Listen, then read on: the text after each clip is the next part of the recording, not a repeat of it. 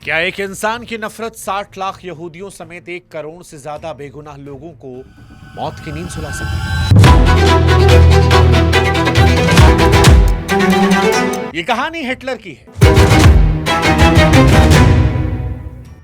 ये कहानी उन 60 लाख से ज्यादा यहूदियों की है जिन्हें बड़ी बेरहमी से हिटलर ने मार दिया था।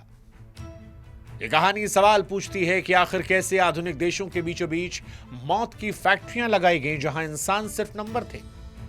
मौत को हिटलर ने धंधा बना दिया, जहां लाशों के दांतों से लेकर उनके जिस्म के तमाम हिस्से को बेचा गया, सरकारी तिजोरियां भरी गई। आखिर हिटलर की वो फाइनल सॉल्यूशन की खौफनाक साजिश क्या थी जिसे बर्लिन की एक मेज पर बैठकर कागजों पर उतारा गया? क्या वो यहूदियों के खिलाफ हिटलर की जंग थी, या फिर यहूदियों की पूरी नस्ल को जड़ से मिटाने का एक व्यवस्थित तरीका? क्या आज भी उन गैस चैम्बर्स की दीवारों में उन मासूमों की चीखें दफन हैं जिन्हें बिना किसी कसूर के मार दिया गया था? आखिर कैसे हिटलर ने यूरोप से चुन चुनकर इन लोगों को मौत के मुहारे में पहुंचाया? नमस्कार, मैं हूं शुभांकर मिश्रा और आप देख रहे हैं क्राइम बुक।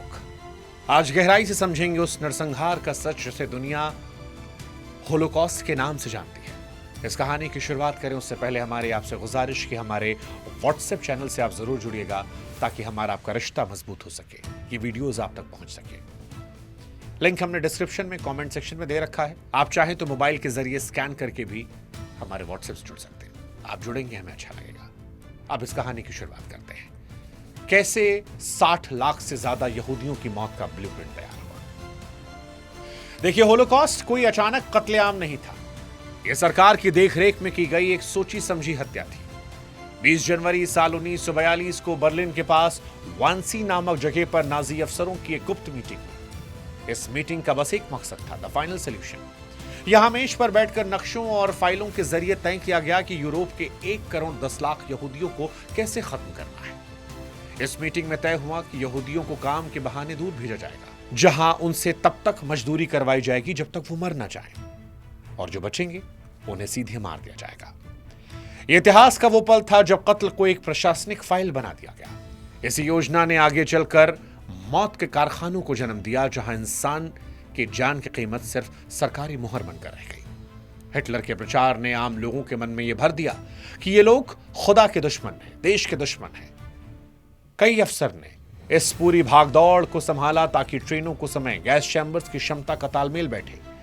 यह दुनिया की सबसे खौफनाक मीटिंग थी जिसमें लाखों लोगों की मौत पर साइन किए गए थे। इस मीटिंग के बाद नरसंहार को एक कंपनी के तौर पर बना दिया गया और फिर शुरू हुआ 60 लाख लोगों को इकट्ठा करना। उनकी मौत की इंजीनियरिंग की कहानी थी। दरअसल 60 लाख लोगों की बड़ी तादाद को एक जगह पर इकट्ठा करना नाजियों के लिए चुनौती थी, जिसे बेहद शातिर तरीके से पूरा किया गया। सबसे पहले कानून बनाया गया, यहूदियों के नागरिक अधिकार छीने गए जिससे वो अपने देश में अजनबी बन गए। इसके बाद उन्हें कपड़ों पर पीला सितारा लगाने पर मजबूर किया गया ताकि उनकी पहचान अलग से हो पाए। नाजियों ने पूरे यूरोप की ट्रेनों का इस्तेमाल किया। यहूदियों से झूठ कहा गया कि उन्हें अच्छे काम और नई जिंदगी के लिए ले जाया जा रहा है। उन्हें अपने साथ सिर्फ एक छोटा सूटकेस ले जाने की इजाजत दी गई और कहा गया कि बस इतना ही है। उन्हें लगा कि शायद वो कहीं और बसने जा रहे हैं। जब वो स्टेशनों पर पहुंचते तो मालगाड़ियों के डिब्बों में जानवरों की तरह ठूंसा जाता। कई दिनों के सफर में बिना पानी और खाने के सैकड़ों लोग रास्ते में मर जाते। नाजियों ने बाकायदा लिस्ट बनाई थी कि इस देश से कितने लोगों को उठाना है। फ्रांस, पोलैंड, नीदरलैंड जैसे देशों से हजारों की भीड़ को ट्रेन में लाद कर सीधे डेथ कैंप्स में पहुंचाया गया। वहां पहुंचकर इन लोगों को पता चलता कि वे किसी नई जिंदगी की ओर नहीं बल्कि मौत के मुंह में आए हैं। यह दुनिया का सबसे बड़ा और क्रूर अभियान था जिसने इंसानियत को शर्मसार किया। लोगों को उनके घरों से बेदखल करना एक ऐसी प्रक्रिया थी जिसे नाजियों ने ठंडे दिमाग से अंजाम दिया था। सवाल कि क्या गैस चैम्बर से पहले गोलियों से लहू बहाया गया था? देखिए, अक्सर लोग ये समझते हैं कि हिटलर ने कत्लेआम सिर्फ गैस चैम्बर्स में यहूदियों के खिलाफ कराया था, लेकिन उससे पहले ही लाखों लोग गोलियों का शिकार बन चुके थे। जैसे ही जर्मन सेना रूस की ओर बढ़ी, उनके पीछे पीछे हत्यारी टुकड़ियां चलती रही। इनका काम था कि गांवों और शहरों में यहूदियों, रोमा, जिप्सियों और सोवियत नागरिकों को पकड़ा जाए, उन्हें शहर के बाहर ले जाकर गोलियों से भून दिया जाए। यूक्रेन का बाबी यार इसका सबसे खौफनाक उदाहरण है, जहां 2 दिन में 33,000 से ज्यादा लोगों का कत्ल कर दिया गया। ये वो दौर था जिसमें मासूमों को अपनी ही कब्र खुद खोदनी पड़ती थी और फिर उन्हें वहीं मार दिया जाता था। नाजियों को लगा कि गोलियां चलाना महंगा पड़ रहा है। उनके सैनिकों के दिमाग पर बुरा असर पड़ रहा है, क्योंकि वे सामने से मासूमों को मार रहे थे। इसी रफ्तार की तलाश में उन्हें गैस चैम्बर्स की ओर धकेला, जहां मौत को एक खामोशी मशीनरी में तब्दील कर दिया गया। इन हत्यारी टुकड़ियों ने पूरे पूर्वी यूरोप में खून की नदियां बहाई। उनके आने का मतलब मौत का पैगाम था। बिना किसी दया के पूरे गांव को साफ कर देते। ये गैस चैम्बर से पहले का वो दौर था जिसमें कत्ल सरेआम होता और हवा में बारूद की गंध फैली रहती। लेकिन सवाल कि क्या गैस चैम्बर्स मौत की सबसे बड़ी मशीन बन गए? हिटलर ने पोलैंड में विशाल डेथ कैंप्स बनवाए, जिसमें सबसे कुख्यात था ऑशविट्स। यहाँ लोगों को मालगाड़ियों में भर भर कर लाया जाता और उतरते ही किस्मत का फैसला चंद सेकंड में हो जाता। बूढ़ों, बच्चों और बीमारों को सीधे नहलाने के बहाने बड़े कमरों में लाया जाता, जहां छतों पर लगे फव्वारों से पानी नहीं बल्कि साइक्लोन बी नाम का एक जहरीली गैस निकलती। एक अनुमान के मुताबिक एक कमरे में एक साथ 1500 से 2000 लोगों को ठूसा जाता। करीब आधे घंटे के अंदर सब खत्म हो जाता।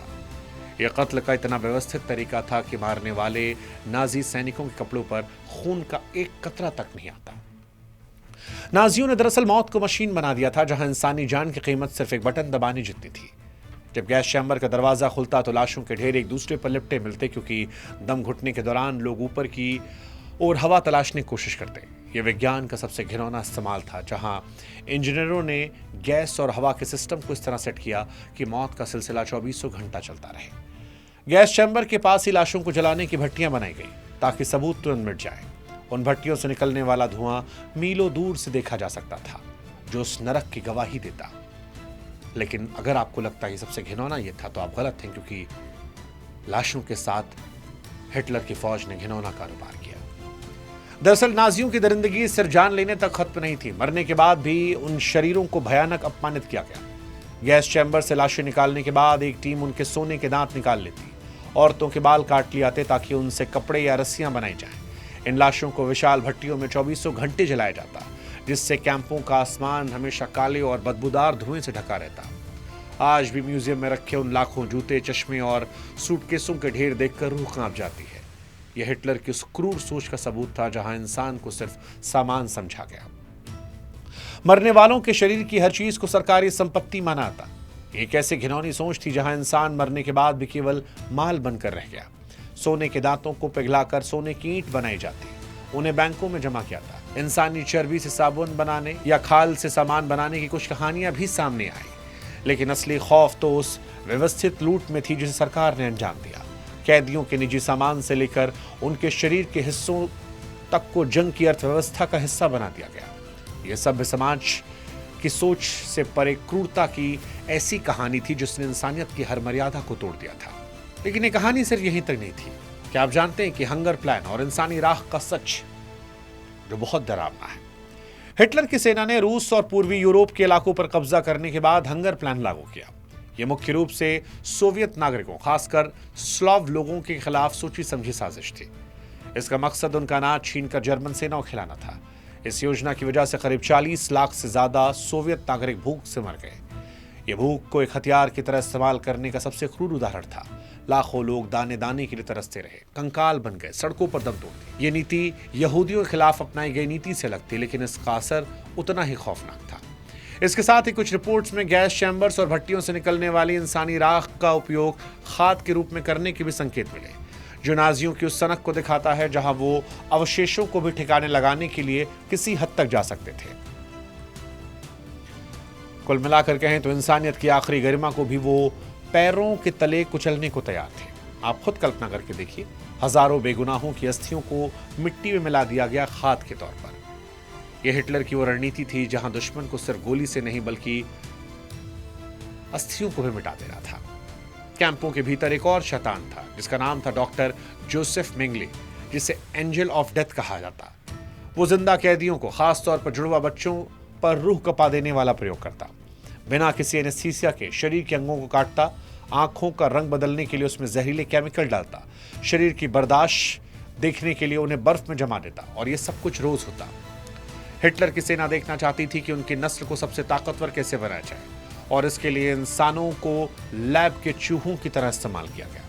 इनमें से ज्यादातर लोग उस भयानक ऑपरेशंस के दौरान ही चीखते हुए मर गए। ये प्रयोग साबित करता है कि जब नफरत हावी हो जाती है तो पढ़े लिखे लोग कैसे दरिंदे बन जाते हैं। उन पीड़ितों की चीखें आज भी उन दीवारों में कैद है जो याद दिलाती हैं कि बिना नैतिकता के ज्ञान कितना विनाशकारी हो सकता है। उन बच्चों को चॉकलेट देकर बुलाना और फिर अपनी लैब पे ले जाकर उन पे इस तरह के प्रयोग करना जिनसे उनकी मौत पक्की थी, यह आज भी मेडिकल जगत में सबसे बड़ा अपराध माना जाता है। एक डॉक्टर जहां अपनी शपथ लेता है कि वो भगवान की तरह लोगों का जीवन बचाएगा, लेकिन ये डॉक्टर मौत के फरिश्ते बनकर आए थे। खैर, जंग के आखिरी दिनों में रूसी सेना कैंपों के जब करीब पहुंची तो नाजियों ने अपने जुर्म के गवाहों को मिटाने के लिए डेथ मार्च शुरू कर दिया। हजारों अधमरे कंकाल बन चुके कैदियों को कड़कड़ाती ठंड और बर्फ में मीलों पैदल चलने पर मजबूर किया गया। इसका मकसद उन्हें उन कैंपों से दूर ले जाना था जहां दुश्मन आजाद करा पाए। जो भी कैदी थकान या बीमारी से गिरते गोली मार दी जाती और बर्फ में मरने के लिए छोड़ दिया था। हजारों लोग उस दौरान भी मरे। हिटलर चाहता था कि एक भी गवाह जिंदा न बचे ताकि दुनिया को इन कैंपों का सच न पता लगे। यह होलोकॉस्ट का आखिरी और दर्दनाक हिस्सा था जहां आजादी सामने खड़ी थी, फिर भी मौत की ओर भागने को मजबूर किया गया। भूखे प्यासे कैदी हाड़ कपा देने वाली ठंड में घंटों चलते रहे, और अगर कोई रुकने की कोशिश करता तो नाजी सैनिक पीछे से खत्म कर देते। रास्ते लाशों से पट गए। इस मार्च का मकसद सिर्फ कैदियों को हटाना नहीं बल्कि चलते चलते मार देना था। यह हिटलर की वो सनक थी जहां हार कर भी वो नफरत को खत्म करना नहीं चाहता था। लेकिन अब सवाल यहां पर बढ़ा कि क्या दुनिया इस महाविनाश से अनजान थी? देखिए, सवाल अक्सर पूछा जाता है कि क्या दुनिया को पता ही नहीं था कि 60 लाख यहूदियों समेत 1 करोड़ से ज्यादा बेगुनाहों को जब हिटलर मार रहा था तो दुनिया क्या कर रही थी? इन पीड़ितों में लाखों पोलिश नागरिक, सोवियत युद्धबंदी, दिव्यांग, रोमा लोग भी शामिल थे। नाजियों ने इस पूरे नरसंहार को इतना गुप्त रखा था कि बाहरी दुनिया को इसकी हकीकत का अंदाजा देर से पता लगा। जब रूसी और अमेरिकी सेनाओं ने आखिरी दिनों में इन कैंपों के दरवाजे तोड़े तो वहां हड्डियों के ढांचे बन चुके जिंदा लोग और अनगिनत नरकंकालों के ढेर मिले। हिटलर ने अपनी हार देखकर कई कैंपों को उड़ाने की कोशिश की ताकि सबूत मिटे, लेकिन सच कहां छिपता है? इतिहास की सबसे संगठित हत्या थी जो आज भी याद दिलाती है कि सत्ता और नफरत का मेल कितना खतरनाक होता है। दुनिया भर के नेताओं ने उस वक्त जो चुप्पी साधी वो आज भी एक बड़ा सवाल है। जब सच सामने आया दुनिया शांत हो गई, सन्न रह गई। ऑशविट्ज़ आज एक म्यूजियम है जो हमें चेतावनी देता है कि अगर हम नफरत को समय रहते नहीं रोकते तो वो मानवता को इसी तरह के राख के ढेर बदलता है। ये कहानी सिर्फ बीते कल की नहीं बल्कि आने वाले कल के लिए भी एक बड़ा सबक है। आपको क्या लगता है, इतिहास को, इन कड़वी सच्चाइयों को याद रखना आज के दौर में जरूरी हो गया है? क्योंकि आज भी नफरत की लहरें फिर से दुनिया के कहीं किसी कोने में अलग उठती हुई नजर आ रही है। कहानी क्या आपको बेचैन करती है? कहानी आपको परेशान करती है? इस कहानी को लेकर आपकी नजरिया क्या? कमेंट सेक्शन आपका इंतजार कर रहा है। कोई और कहानी सुनी है तो उसका जिक्र कीजिएगा, और जाते आते फिर आपसे रिक्वेस्ट, व्हाट्सएप चैनल से जरूर जुड़िएगा। नमस्कार।